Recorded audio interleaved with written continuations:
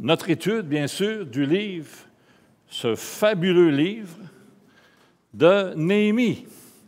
Comme je vous ai déjà dit, c'est probablement le livre par excellence concernant la vie chrétienne et surtout le service chrétien. Et comme j'ai mentionné déjà au début de notre étude, je prie que cette étude-là, que nous puissions ensemble parvenir à une connaissance plus éclairée, si vous voulez, plus claire de la volonté de Dieu pour nos vies, et qu'ensemble nous puissions mieux comprendre les principes d'une vie chrétienne qui soit victorieuse. Donc, c'est très important ici. Maintenant, on va, si vous voulez, nous replacer un peu dans notre contexte. Donc, on va faire un petit pas en arrière. Pas un gros pas, je sais que c'est pas... On est déjà rendu au chapitre 6. Donc, on va retourner un petit peu en arrière, juste au chapitre 5, puis se replacer un peu véritablement dans notre contexte ici. Vous vous souvenez qu'on a vu lors de notre dernière rencontre, Néhémie, au chapitre 5, faire face à probablement la plus grande menace concernant son ministère à Jérusalem, la construction des murs. Vous vous en souvenez, n'est-ce pas? Quelque chose qui allait probablement ou facilement compromettre tout le travail déjà commencé. Vous vous en souvenez, c'était quoi? Non, hein, ça fait bien, c'est une bonne chose que je revienne en arrière. OK. Hein? Il y avait quoi à Jérusalem? Non, il y avait une famine. Vous vous en souvenez? Il y avait une grande famine qui frappait Jérusalem. Et avec la famine, bien sûr, les gens commençaient à murmurer puis à être inquiets et mécontents. Donc, Néhémie faisait face de plus en plus à une dissension. La révolte grondait à Jérusalem. Imaginez-vous, Néhémie est en train de construire des murs, un job gigantesque, colossal, avec les gens de la place, avec les familles de la place, avec les gens des villages de côté qui venaient travailler ces murs-là. Ils n'ont rien à manger. Mais le pire, c'est qu'il y avait des gens là sur place qui profitaient de cette famine-là pour prêter avec intérêt élevé. Et de plus, les hypothèques, les hypothèques étaient faramineuses. Merci du mot. Faramineuses. Merci Yves. C'était trop élevé. Les hypothèques étaient consenties à des conditions extravagantes, faramineuses, comme notre frère nous a dit, au point tel que les gens avaient à vendre leurs fils et leurs filles comme esclaves, sans espérance même de pouvoir les racheter un jour. Et vous savez à qui ils les vendaient? À leurs frères et sœurs. Quel scandale!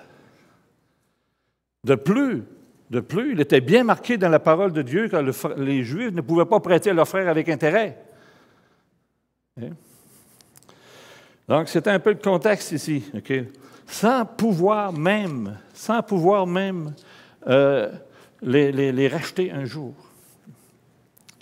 Mais vous vous souvenez comment Néhémie a fait face à cette menace, n'est-ce pas? Non, vous ne vous en souvenez pas. Donc, au verset 6, il leur a fait une remontrance, un peu comme je vous ai dit. Qu'est-ce que vous faites là, gang de pas de génie? C'est quoi l'idée de prêter à vos frères? Vous savez que vous n'avez pas le droit de faire ça. Vous prêtez en plus avec intérêt. Quel scandale! Ça n'a pas de bon sens. Nous autres qui ont racheté nos frères, on les a rachetés des pays étrangers. Puis là, maintenant qu'on les a, maintenant, c'est nous autres qui on les rachète, on les vend comme esclaves. Ça n'a aucun bon sens. Puis la deuxième chose qu'il leur a présentée, savez-vous c'est quoi? Vous vous en souvenez pas encore une fois, mais peut-être qu'il y en a un qui s'en souvient. Néhémie leur a présenté, leur a mis devant eux une vie sans reproche, une vie exemplaire. Néhémie, lui, n'avait pas profité des gens. Néhémie travaillait à la muraille avec eux autres. Même ses serviteurs travaillaient à la muraille avec eux autres. Même qui faisait manger plusieurs personnes à sa table. Donc, Néhémie n'a jamais profité de son droit de gouverneur aux dépens du peuple.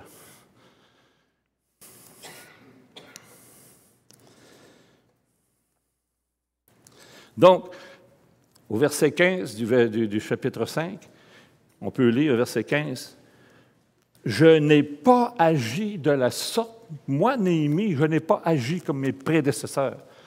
À cause de quoi? De la crainte de Dieu. » Néhémie était animé de la crainte de Dieu. Je n'ai pas agi de la sorte à cause de la crainte de Dieu.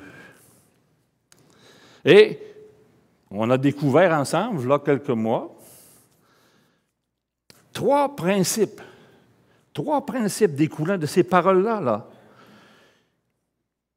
qui nous permettent, s'ils sont respectés, ces paroles-là, vont nous permettre de vivre une vie chrétienne victorieuse. C'est incroyable, hein? Je n'ai pas agi de la sorte à cause de la crainte de Dieu. Donc, le premier principe qu'on a vu ensemble était une attitude irréprochable, une attitude à maintenir, une attitude qu'on devrait, nous les chrétiens, maintenir dans nos vies. Et c'est quoi? Une vie irréprochable. Nous, les chrétiens, on devrait se démarquer, se caractériser dans la société, dans la vie, où je qu'on se situe comme étant des hommes et des femmes ayant une vie irréprochable. Premier principe. Deuxième principe qui devrait nous motiver, nous les chrétiens, c'est une motivation. Qu'est-ce qui nous motive? On a parlé tout à l'heure, on s'en va au ciel. C'est vrai. Mais on n'est pas encore rendu au ciel. En attendant, qu'est-ce qui devrait nous motiver? Hein? Non, la crainte. La crainte de déplaire à Dieu. Ben non, mais... Je vais te suivre à la trace pendant 6 mois. Hein? La crainte de Dieu. La crainte, une crainte respectueuse, non pas la crainte de ce Dieu qu'on nous a vendu dans les années passées, un Dieu vengeur là, qui va nous détruire, parce que c'est pas ça, mais la crainte de lui déplaire. La crainte de déplaire à notre Dieu. Moi, ce principe-là, dans ma vie, il est très présent. Je ne dis pas que je remporte à tout prix, comme je suis parfait, ce n'est pas ça que je veux dire. Mais constamment, cette pensée-là m'accompagne. Dans ce que je fais, dans ce que je dis, la plupart du temps, je pense, cette crainte de déplaire à Dieu-là m'accompagne. Puis, une troisième chose qu'on voit à l'intérieur de ça, on voit un pouvoir, parce qu'est-ce qui s'est passé? Qu'est-ce qui s'est passé après ça? Le travail continua. Il y a une puissance à travers ça. Une vie sans reproche.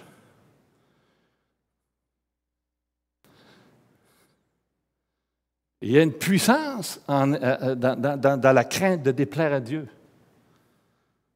Vous savez quoi? Dieu nous accompagne, Dieu est avec nous, Dieu nous bénit. Le travail continua. C'est formidable, parce que c'était très grave ce qui se passait, c'était extrêmement dangereux, c'était la plus grande menace dont Néhémie faisait face. Je ne sais pas si on va avoir le temps de passer à travers mon message. OK, il faut que je m'arrête un peu. Donc, voilà pour le contexte. Ça va? On se replace un peu dans le contexte. Néhémie est rendu là. Il n'a pas traversé cette grosse crise-là. Maintenant, le travail est repris. Le travail est repris, c'est formidable. Puis on va au verset 15 du chapitre 6. Qu'est-ce qui est écrit? Verset 15, juste la première partie du verset. La muraille fut... Yes! C'est job, je dirais, de fou, presque impossible, hein? Très difficile, du moins, est maintenant terminée. Hein? Puis j'aime beaucoup, beaucoup cette déclaration-là de Néhémie ici. J'aime beaucoup ça parce qu'elle nous introduit directement dans la façon dont Dieu a accompli le travail. Vous allez voir pourquoi je vous dis ça. Parce qu'elle nous donne d'abord un aperçu du cœur de l'homme que Dieu a choisi. Et c'est comme aussi, je dirais, un cri de victoire. C'est un cri de victoire. Imaginez-vous, on s'en souvient, tous les ennemis depuis le début, depuis le chapitre 2. Hein? Néhémie a fait face à Sanballat, à Tobija et aux Arabes qui ne sont pas contents, qui ont essayé de toute leur force d'empêcher Néhémie de construire les murs. Hein, on s'en souvient. Le travail est accompli. La muraille fut achevée. Ce matin, j'aimerais regarder avec vous, si vous voulez un peu, comment Néhémie y est arrivé. On l'a vu un peu ensemble, on l'a accompagné un peu, mais je vais regarder ça de plus près un peu. La personne de Néhémie, son cœur, OK? Comment Dieu lui est arrivé? Il y a une explication, il y a une explication double au succès de Néhémie. Il y a une explication double. Il y en a une qui est divine, puis une qui est terrestre. Okay? Une qui est humaine. Ces deux aspects-là, frères et sœurs,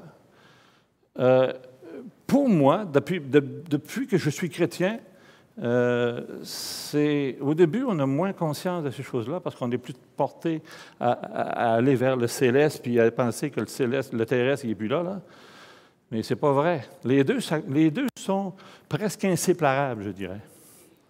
Presque inséparables.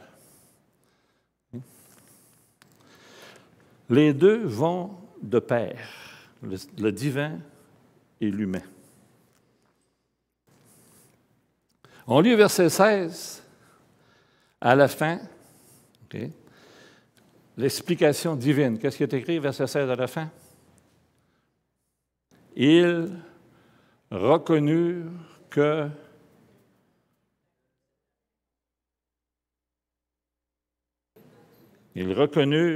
l'œuvre s'était accomplie par la volonté de Dieu. Ça, là, c'est les ennemis d'Israël. Okay? C'est Sanballat, c'est Tobija, c'est les Arabes. Okay? Donc, ils reconnurent que le travail accompli ne pouvait pas avoir réussi sans la volonté de Dieu. Tout un témoignage. C'est un grand témoignage, ça, pour Néhémie. Donc, face aux Arabes et aux ennemis d'Israël qui se moquaient d'Israël, vous savez, Israël était en opprobre aux nations. Les murs étaient en ruine, le temple était presque en ruine, il n'y a rien qui fonctionnait. Israël était un peu comme les nations, il était mêlé avec eux autres, il trafiquait avec eux autres, il n'y avait plus rien là. Il était en opprobre, les murailles étaient en ruine. Ça ne dérangeait pas. Ça ne dérangeait pas.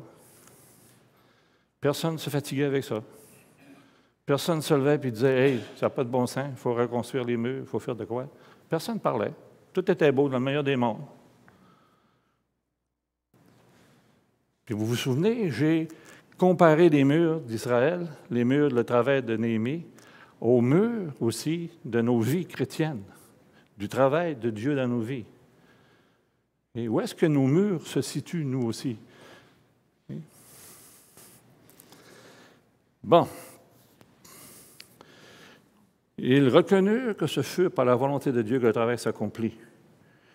C'est vrai, parce que si ça n'avait pas été la volonté de Dieu, Néhémie ne serait jamais sorti de Babylone. Jamais.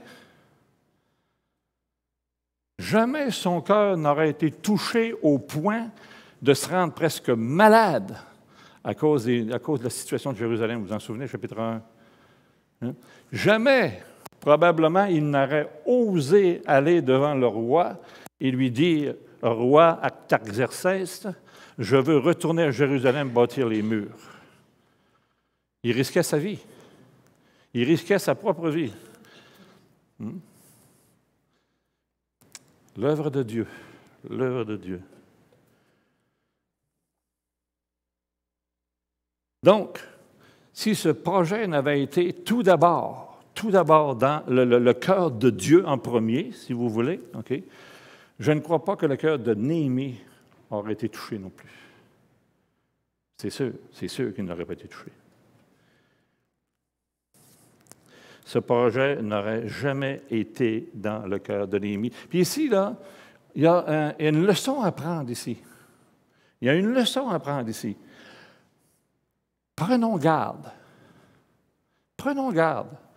de penser que nos pensées sont les pensées de Dieu.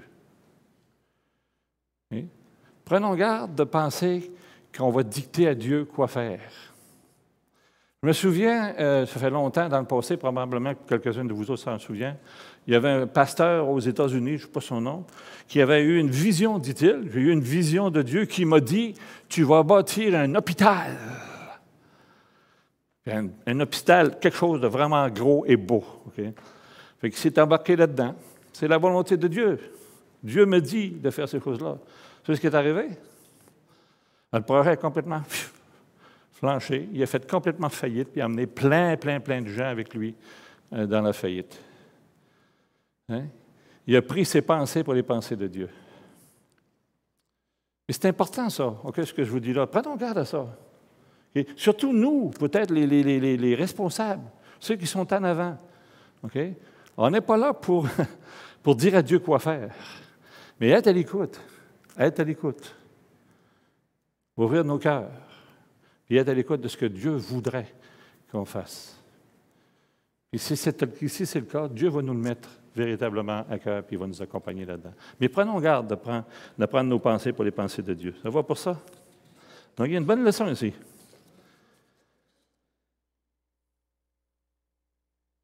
Ailleurs, il est marqué, si l'Éternel ne bâtit la maison, celui qui l'a bâti travaille en vain. Hein? Si l'Éternel n'est pas là, ça ne marchera pas.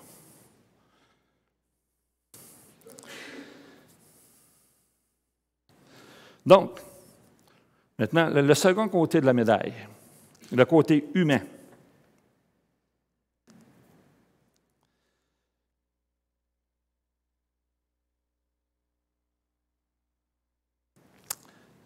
Dieu, frères et sœurs, a une grande passion dans le cœur. Savez-vous laquelle? On chante une chanson, vous vous en souvenez?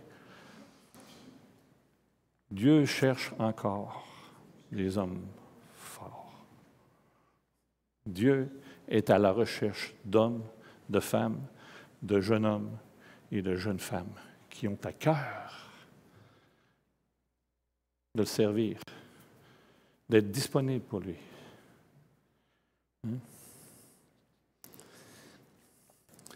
Avec qui il va pouvoir accomplir ses desseins, tout comme il l'a fait avec Néhémie.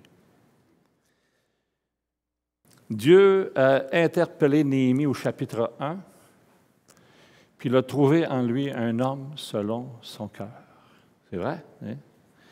5 chapitres plus loin, on lit que le travail est terminé. Le travail est terminé. La muraille fut achevée. Même après bien des tribulations, bien des difficultés, bien des désappointements, bien des peurs, le travail fut accompli, achevé. Puis comme je vous ai dit, puis je reviens dessus, j'ai comparé au début de notre étude, si vous vous en souvenez, mais probablement que vous ne vous en souvenez pas, mais j'espère.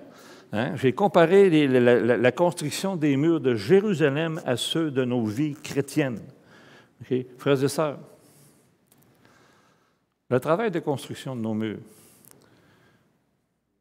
où est-ce qu'on en est rendu? Chacun pour soi. Où est-ce que sont rendus nos murs?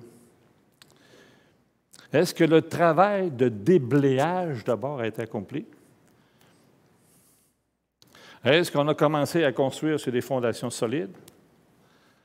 Est-ce qu'on est rendu là? On est rendu là, on est rendu là. Est-ce que les portes sont posées?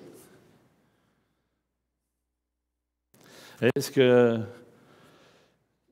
l'ennemi est confondu, puis il bat la retraite, puis qu'il reconnaît le travail de Dieu dans nos vies? Formidable, si c'est le cas. Bravo, si c'est le cas. OK.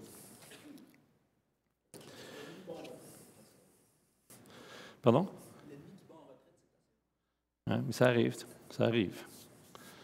Ça va arriver si vous rencontrez les standards de Dieu. L'ennemi va battre en retraite, c'est sûr et certain. Dieu a interpellé, comme j'ai dit, Néhémie au chapitre 1, puis a trouvé en lui un homme selon son cœur, les murailles furent accomplies. Donc, d'un côté, un plan élaboré au ciel, et de l'autre, un homme totalement abandonné à la volonté de Dieu.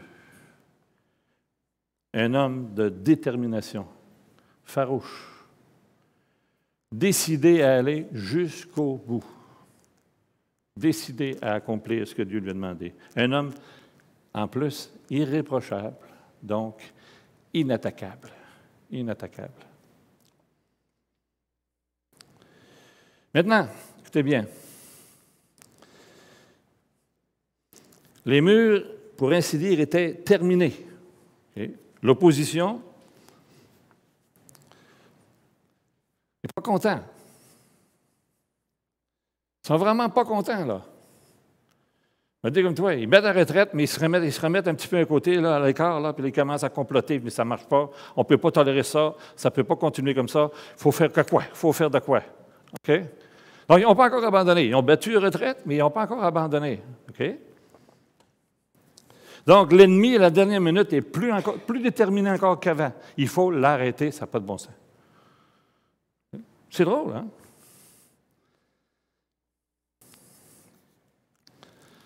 Donc, l'ennemi est plus déterminé que jamais à en finir avec ce Néhémie-là.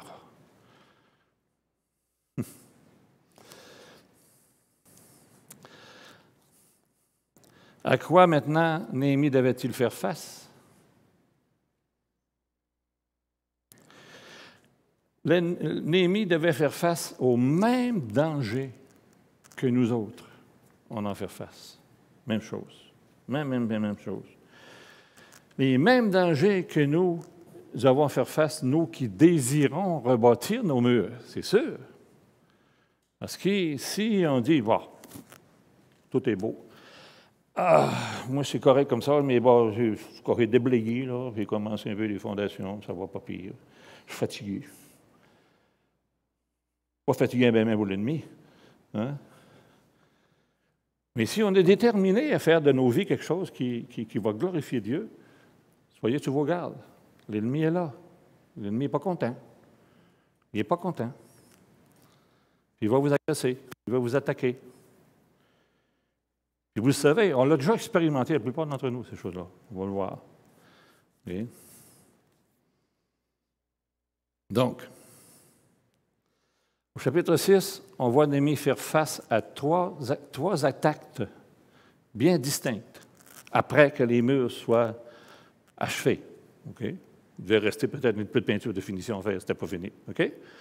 Donc, trois attaques bien distinctes. Vous vous souvenez au début quelles étaient les attaques que Néhémie a eu à soutenir? Encore une fois, vous ne vous en souvenez pas, c'est plate. Vous devriez vous en souvenir. Les premières attaques que Néhémie a eu à faire face furent la moquerie, les menaces, puis comment on dit ça, le mépris. Moi, j'ai connu ça dans ma vie, quand je suis venu au Seigneur. La moquerie, les menaces, le mépris. La plupart de vous ont connu ça. Hein? On est passé au travers, on n'en est pas mort. On a continué. Mais remarquez maintenant, c'est intéressant. Maintenant que les travaux sont presque là, pour ainsi dire, terminés, la moquerie, les menaces, les mépris font place maintenant à quelque chose de beaucoup plus subtil. Beaucoup plus subtil. Puis on l'a vécu, ça, puis il va vous dire quoi? On est probablement encore en train de le vivre, probablement tous la gang, encore une fois. Je vais vous dire c'est quoi. Verset 2. Alors Sanballat, Geshem, m'envoyèrent dire, viens, et ayons ensemble une réunion dans la vallée de Sno, dans les villages de la vallée de No. Ils avaient médité de me faire du mal. Ça semble très anodin. Okay? C'est très subtil, du moins. On va voir. Donc, d'abord, la vallée du No, ça veut dire, ça a une signification en hébreu, okay? Ça veut dire qui écoute, qui accorde. Okay? Puis à 4 reprises, on voit au verset 4, là, à 4 reprises, ils lui firent cette demande-là. Viens, Néhémie, viens nous rencontrer. On veut te parler. Hein? On veut faire la paix avec toi. Viens nous rencontrer. Hein? C'est drôle, Néhémie n'est pas fou, il dit, ils veulent me faire du mal. Donc, la démarche de ces gens-là, ça semble très raisonnable. C'est très raisonnable. Okay? Il semble qu'ils voulaient, en première vue, lui parler de paix, ils voulaient discuter avec lui. Peut-être qu'on pourrait faire ci, on pourrait peut-être s'entendre là-dessus. Regarde, tu sais, le sabbat, hein, quand tu fermes les portes le soir, c'est pas payant pour personne. Hein? Les gens ne peuvent plus rentrer dans la ville, les gens ne peuvent plus sortir de la ville, ils ne peuvent plus rien acheter, on ne peut pas rien vendre. On pourrait peut-être faire un petit compromis là-dedans. Bon, viens nous rencontrer. Hein? C'est intéressant. Viens nous rencontrer, Néhémie. Hein? Néhémie, bon sang. Ouais, ça n'a pas de bon sens. Viens nous voir, descends un peu à notre niveau. Comprenez-vous? Descends à notre niveau. Sois pas si extrême. Sois pas si fanatique. Vous n'avez pas entendu ça, vous autres, dans votre vie chrétienne? Ben, pour le monde, on est des extrémistes. On est des fanatiques. Voyons, les gars, il n'y a pas personne, non? Ton frère, ta soeur, ta cousine, ton chum, dit, hey, come on, sois pas si fanatique. Hein? Tu es bien extrémiste. Viens à notre niveau. C'est pas si grave que ça. Hein? C'est pas si pire que ça, voyons donc. Vous n'avez pas entendu ça? Oui, hein? Tu vois? Tu dis, vous êtes tous des Néhémies ce matin. Hein? Vous êtes tous des Néhémies. Si on est tous des Néhémies, j'espère qu'on va réagir comme Néhémie a réagi aussi. Hein? OK. Donc, descends, ne sois pas si étroit d'esprit. Hein? Frères et sœurs, nos murs, ils dérangent. Être un chrétien dans la vie aujourd'hui, avec nos positions, puis je ne parle pas de choses extrémistes, là. Être un chrétien qui veut marcher selon la parole de Dieu va être persécuté. C'est marqué dans la parole de Dieu. Il dit même, si tu n'es pas persécuté, pose-toi des questions. Quelque chose qui ne va pas. Hein? Tu vas être pas aimé. Tu vas être considéré extrémiste. Nos murs nous dérangent. Donc, le premier piège ici, c'est quoi? Descends à notre niveau. L'amitié du monde. La compromission. On va faire des compromis dans nos vies pour plaire au monde. C'est pas facile, hein? On va avoir à faire des compromis pour plaire au monde. Vous savez, Satan, là, ne nous enlèvera jamais notre salut. Ça, c'est impossible. Ça n'arrivera jamais. Il ne peut pas faire ça. Notre salut, il est au ciel, serré dans un coffre-fort à double tour, dont personne ne connaît merci, sinon Jésus lui-même. Ça, personne ne pourra nous enlever. Mais Satan, il n'est pas faux.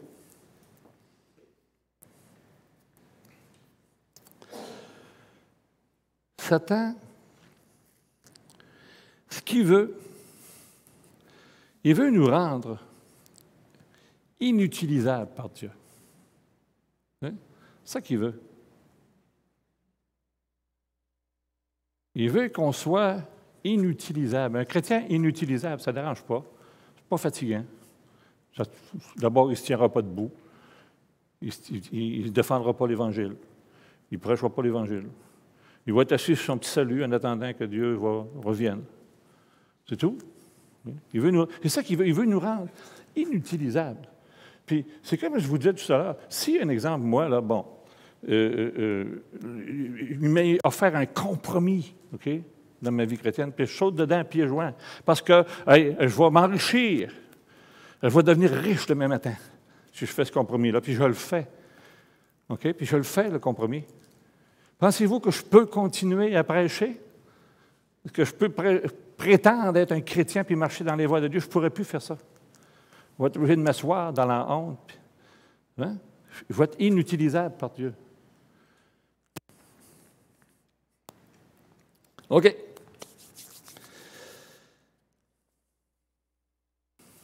Donc, comme je vous ai dit, si Satan peut faire ça, OK, s'il peut nous faire abaisser nos standards de vie chrétienne, là, notre conduite chrétienne, nous amener à croire qu'il n'y a pas de mal là-dedans, là, hein, bien là, il a gagné une victoire. Il y a une victoire sur nous.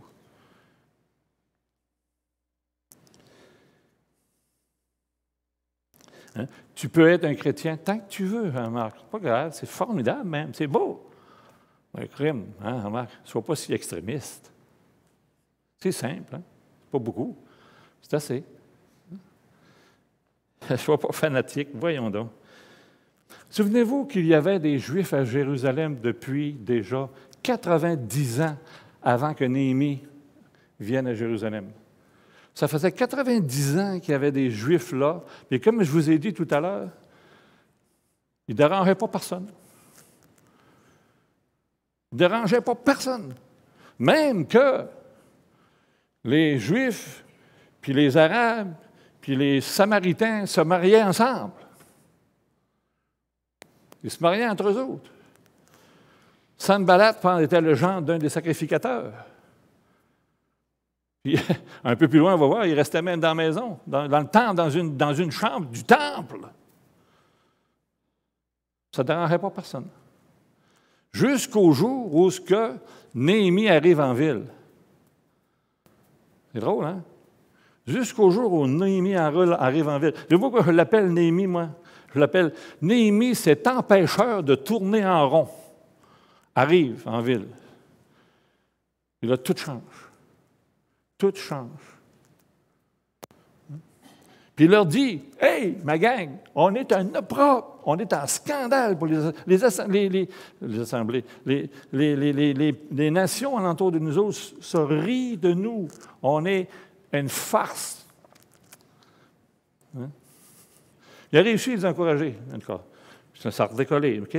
Donc, jusqu'au jour où ce que Néhémie s'est dit, levons-nous, construisons nos murs, levons et bâtissons.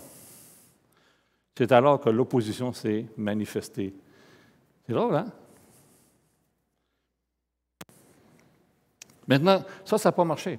Donc, après la faillite du premier de Néhémie de venir à leur niveau, Néhémie n'a pas accepté. D'accord? Ils ont un autre plan. OK, ça n'a pas marché. On le sait ce qu'on va faire. On le sait ce qu'on va faire. On va publier une lettre ouverte, donc tout le monde va pouvoir lire. On va publier une lettre ouverte puis, qui va contenir des accusations contre Néhémie. On va l'accuser. On va l'accuser devant tout le peuple pour le discréditer. Oui, pour le discréditer. Qu'est-ce qu'ils ont fait? Ils ont écrit une lettre, OK, pour le discréditer. C'était marqué dans la lettre, « Le bruit se répand que Geshem a dit que un autre a entendu dire que le chum de mon chum, que le deuxième voisin de l'autre, a vu que hein, des rumeurs. Mais ils ont commencé à répandre des rumeurs. Mais des rumeurs, c'est terrible. Hein? La rumeur ouvre ses ailes et elle s'envole à travers nous. Hein? C'est une fausse nouvelle, mais si belle après tout. C'est vrai, c'est les paroles d'un chanteur qui est un chanteur français, Dutheil. C'est vrai. Hein? La parole, hein, elle tue sans procès. La rumeur, elle tue même sans procès. C'est vrai, on sait ça, c'est vrai, c'est fou. Donc, ils ont dit, on va partir une rumeur sur Néhémie. Donc, il paraît que toi, qui es juif, et les Juifs avec toi, vous pensez à vous révolter. Parce que, souvenez-vous, ils étaient encore sous la tutelle de Artaxerxès, le roi perse. Okay? Donc, il paraît que vous pensez à vous révolter contre le roi. C'est pas franc. Même, dit-on, tu vas devenir un roi. Tu as même établi des prophètes pour te oindre comme un roi. Mais ça, c'est le bruit, c'est ce qu'on entend dire. Okay? Ça, c'est lu devant tout le peuple. Je suis sûr que Néhémie, il n'y avait pas rien des partisans dans le peuple. Hein? Il devait y en avoir qui l'aimaient beaucoup, beaucoup, beaucoup. Il y en avait qui l'avaient un petit peu, puis il y en a qui devaient l'haïr. Okay? Il prétend. Hein? Donc, ils en ont mis un peu beaucoup. Hein? Ils en ont mis épais. Mais, comme vous êtes comme moi, vous autres, on ne porte pas attention aux rumeurs, n'est-ce pas? On n'écoute pas ça, les rumeurs, nous autres. Hein? Si vous êtes comme moi. On est tous victimes des rumeurs. On est tous à l'affût même des rumeurs. Quand on entend des rumeurs, les oreilles nous pointent comme ça. Là. Hein? Hey, t'as-tu entendu ça? T'as-tu entendu dire que? C'est comme ça. On est de même aussi. C'est dangereux, une rumeur. Hein? C'est ça. Donc, on va envoyer une rumeur contre Néhémie.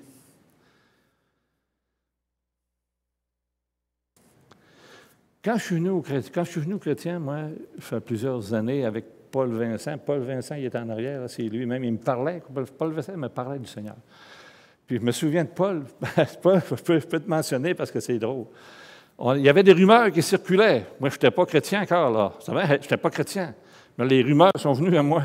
Hey, tu ne savais pas ça, toi, les chrétiens, là, les gars qui te parlent, là, ils ont un camp nudiste. Mais non, je ne savais pas ça. Ben oui, ils ont un camp nudiste, je pense, c'est quelque part à Saint-Ambroise, pas Saint-Ambroise, quelque part La Terrière ou Falardeau, je ne sais pas trop. Ils ont un camp nudiste. OK. Après ça, en plus, là, tu ne savais pas ça. Les autres, là, ben, tu te rappelles Paul Vincent? Ben oui, ben, Paul Vincent, il n'a plus le droit de faire de sport. Ah ouais? Non, il n'a plus le droit de faire de sport. Il peut rien jouer de la guitare sur son perron le soir. C'est vrai ce que je vous dis, là. Après ça, une autre rumeur qui circulait, c'est que vous autres, les chrétiens, là, vous n'avez même pas le droit d'avoir de rideau. Mais pourquoi il dit ça? Bien, je sais pourquoi. Je vais vous le dire, là. Henri-Paul Simard, sa maison, là, il y avait juste des valances dans les fenêtres, c'est ça? Il n'y avait pas de rideau. C'était son choix, ça. Moi, c'est drôle parce que moi, j'avais des rideaux. Mais vous n'avez pas le droit d'avoir des rideaux. En plus, vous ne pouvez pas faire l'amour avec vos femmes, là, à moins qu'il fasse noir. Vous n'avez pas le droit de faire l'amour s'il fait clair. Mais ça, mais c'est vrai ce que je vous dis là. C'était ce qu'on entendait. Et puis en plus, ils disaient, ils vont prendre tout votre argent. Ce qu'ils veulent, là, c'est votre argent. Oui, c'est vrai, ils disaient ça. C'est votre argent qu'ils veulent. Ils vont s'enrichir sur votre dos. Ils vont tout prendre ton argent. C'est drôle, quelques années après, quand j'étais chrétien, je me promenais en Mercedes. Mais c'était une vieille Mercedes, on se comprend. Mais j'avais une vieille Mercedes pareil, puis je me rappelle que François, ça l'avait bien énervé. Anyway, c'est comme ça. C'est ça la vie chrétienne. Hein? C'est ça les rumeurs. Puis Néhémie avait à faire face à des rumeurs plus graves que ça. Vraiment graves. C'était grave. Okay? Se révolter contre Artaxerxès, c'était terrible. Okay? Donc, mais il a tenu debout.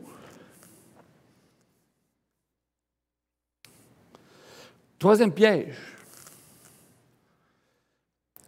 Néhémie n'a pas seulement eu à faire face à des compromissions puis aux rumeurs, mais aussi, ils ont dit, OK, on ne peut pas faire ça, on peut faire ça. On va l'inciter on va l'amener à pécher. On va lui faire un péché grave, public. Ça va le discréditer une fois pour toutes. L'ennemi n'avait pas encore dit son dernier mot. Il est coriace, l'ennemi. Okay? Donc, connaissant l'avidité d'une certaine personne qui s'appelle Sheshmaïja, okay? C'est un sacrificateur, ils ont essayé d'amener Néhémie à pécher, puis afin de le discréditer. On va lire les versets 10 à 13. Je me rendis chez Sheshmaïja, fils de Délaja, fils de Métabébel, et il s'était enfermé et il dit, « Allons ensemble dans la maison de Dieu, au milieu du temple, et fermons les portes du temple, car ils viennent pour te tuer, et c'est pendant la nuit qu'ils viendront pour te tuer. Okay? Il dit, viens avec moi, viens, on va aller se cacher dans le temple. Parce que je le sais, j'ai entendu, je le sais, là, ils ont décidé de venir te tuer, puis c'est pendant la nuit. Donc, on va se cacher dans le temple. Donc, ils ne te trouveront pas.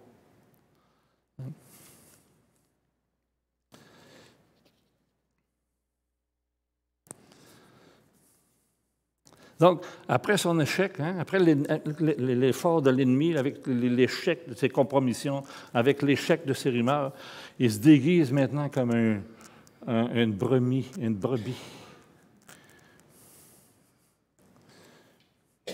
Il se déguise maintenant comme un ange de lumière, comme un envoyé de Dieu. Le sacrificateur, viens, on va se cacher dans le temple. Ils ne pourront pas te faire peur.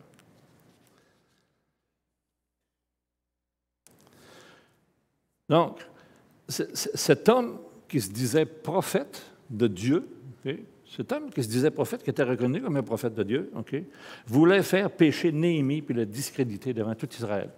C'était son but. C'est comme je vous dis, on va découvrir avec le temps, avec les années, que Satan est beaucoup moins dangereux en lion, qu'en ange de lumière. Il est très subtil, très intelligent.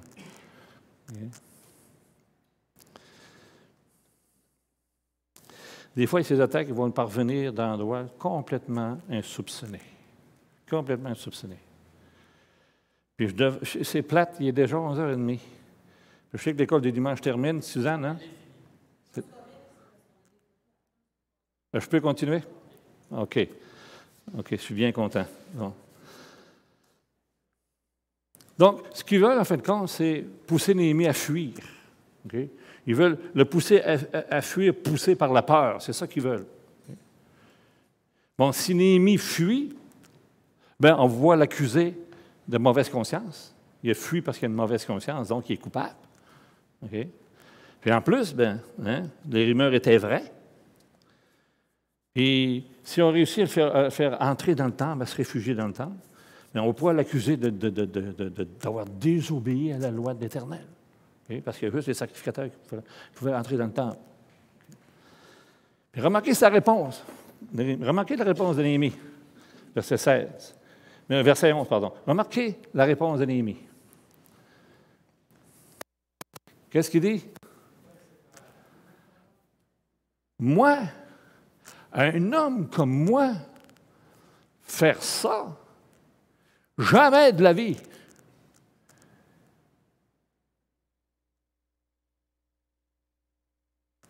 Un homme comme moi, ça voulait dire quoi? Je suis un homme intègre. C'est ça qu'il disait. Je suis un homme vrai, je suis un homme intègre. Je suis un homme irréprochable. Je ne ferai pas ça, jamais je vais faire ça. Pourquoi? La crainte de Dieu, la crainte de déplaire à Dieu. Il se tient debout. Jamais, moi, je vais faire une affaire comme ça. Jamais.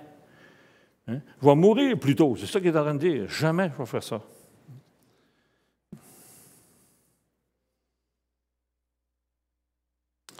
Un homme comme moi, fuir. On a terminé, ce ne sera pas long.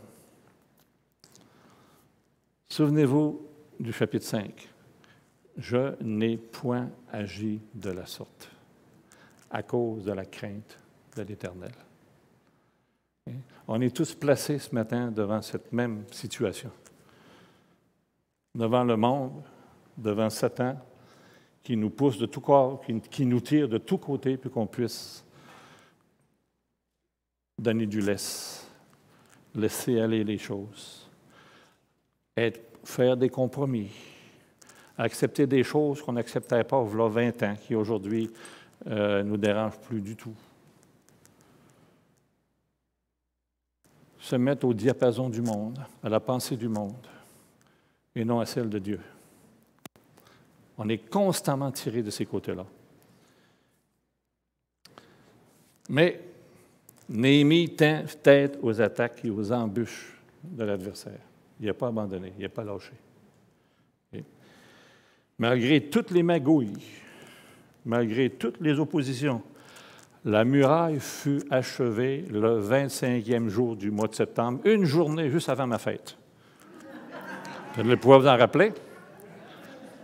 Le 25 septembre, une journée avant ma fête, du mois de septembre, donc le mois d'Élul, tout un exploit en 52 jours. J'ai de la misère à le croire, je le lis chaque fois, puis j'ai de la misère à le croire. 52 jours. Tout un exploit. Maintenant, où sont rendues les nôtres, nos murailles aussi? Où est-ce qu'on est rendu, les frères et sœurs, dans notre construction? Est-ce qu'on a fini de déblayer et on a commencé à construire sur du solide?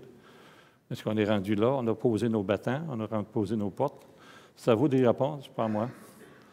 Puis je termine ici, donc tu vas nous faire un petit mot de prière, s'il te plaît?